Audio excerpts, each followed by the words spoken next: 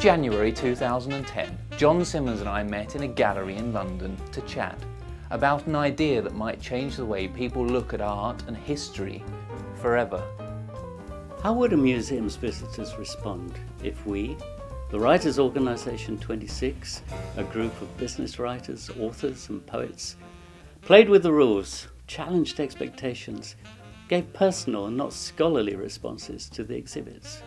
How would writers react and respond when presented with, say, a 16th century locket containing fetal membrane? Or a bed big enough to sleep a small village?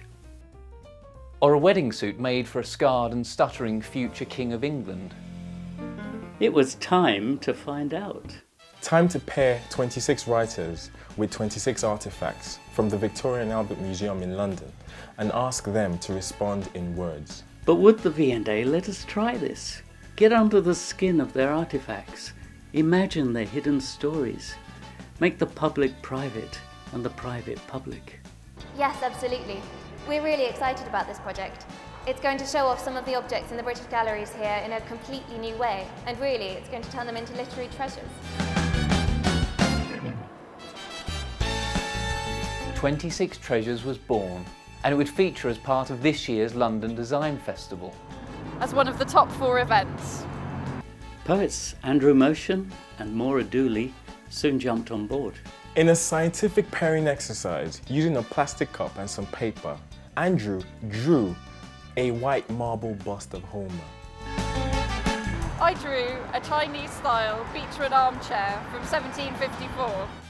I got a candle stand, which could take me anywhere.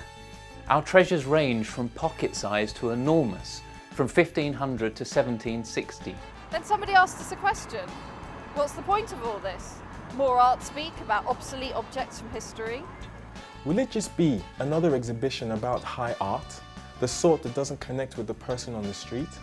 26 Treasures isn't about any of that. It's here to tempt the person on the street who's never considered walking into a museum before. The man put off by high art and art speak. The woman who feels she'll be blinded by thousands of years of millions of objects. Our writers are writing 62 reflective words about an object from history. That's something anyone can do. It's something you can do. In fact, others are getting involved, writers and non-writers.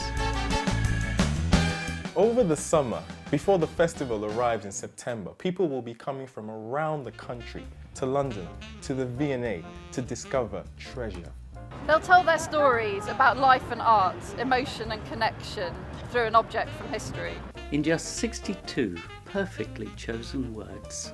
If this sounds like something you'd like to read, visit www.26treasures.com. Something you'd like to follow? Find us on Twitter @26treasures. Something you'd like to see? Visit the Victoria and Albert Museum in London, South Kensington from the 18th to 26th of September 2010. Take a few minutes to see these objects in a different way. Follow the trail and feel inspired.